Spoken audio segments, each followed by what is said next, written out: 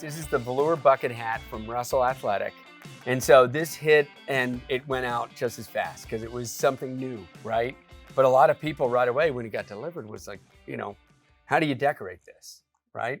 Yeah, and it can be a challenge for sure, just being able to load this onto a press. So today we have the Hotronix 360 IQ, Love and it. I'll go ahead and load this on just to show how this is possible. So first, we have a ton of open space on this heat Sure. press, and so that gives me the ability to take something that's not a standard cap, be able to load it into place, and have plenty of room for the bulk or the excess of the cap to hang below. That's great.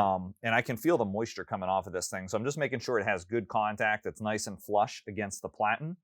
And I've made some adjustments on the press. And so I have the top heat at 200 degrees only. And so normally I'm running this press at 280 degrees or more on top. Sure.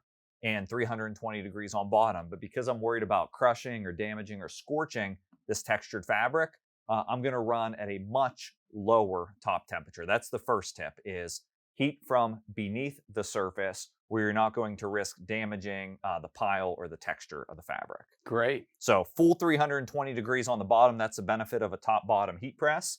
And then I'm also going to use this thin foam cover pad to help to protect it from scorching as well. Great. Now, lots of different choices. This is a product called soft foam. So it's actually a polyurethane-based foam, has some dimension to it, and it's produced on what's called a print cut machine.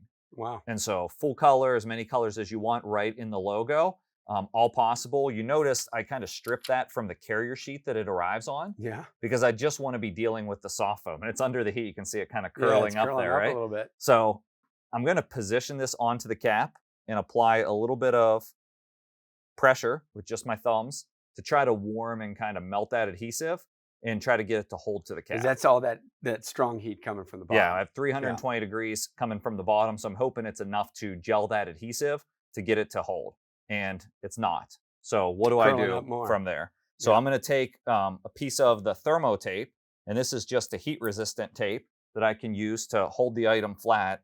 And the reason I didn't want that carrier sheet on there is because it's a little bit easier to adhere with the reduced heat on the bottom without the carrier. And so in this case, I'm going to use the thermo tape, kind of stretch that out nicely to hold it into place. Shows you the real benefit of this tape. Make sure I have everything in position. No, and that tape is super sticky too, because you'd think with that fabrication that it would have a hard time adhering to the velour surface there. So, and as long as it holds it in place enough so you can just lay the pad on top of it flat, that's going to provide the weight to hold it all nice together. And so this is interesting, and we have some time here. I'll lock this down.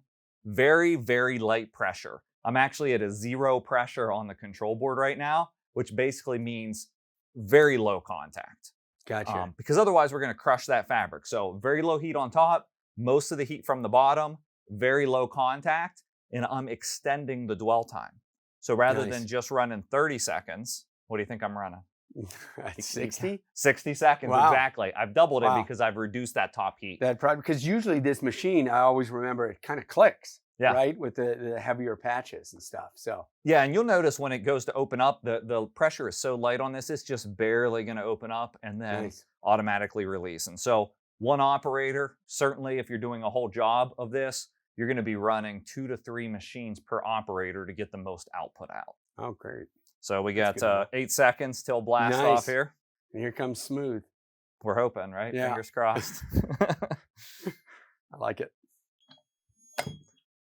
Opens up. We have contact here.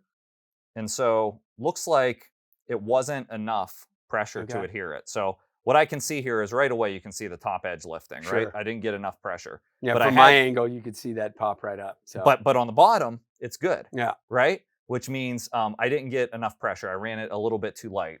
And as you know, when we make a mistake or when we have a potential challenge, what do? We try again. We just repeat it, right? And so this has a pressure center adjustment right on the top. So I'm just going to give this a couple turns to lower that heat press platen.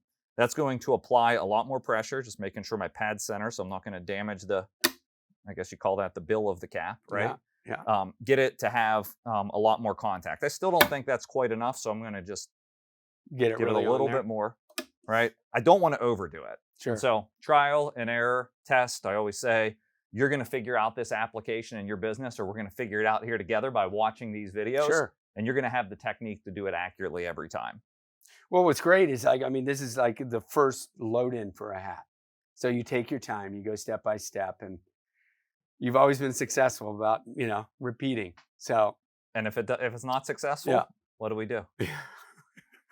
We go to the next. We keep going. We keep going. Right? I love it. Or we'll prove it that it is not a decoration myth. It is a decoration fact. Yes. That you cannot do this velour cap. Either way, we're going to have an answer here. We're here for you. All right. So almost ready to open. Okay, we have good contact now. Nice. So I'm going to remove it from the heat press surface. I want that adhesive to set up. And so before I peel the tape away, I'm going to let the adhesive cool completely down. But you can see, because I was at such a light pressure, the velour really isn't it's coming back to life. Impacted at all, right? Exactly. You're not matting it down. You're not crushing it. And so you could even take like a wire brush and brush off these edges to get it to blend perfectly even at the edge. So not a permanent issue. It's just matted down from the pressure. Fluff it back up and we're good to go.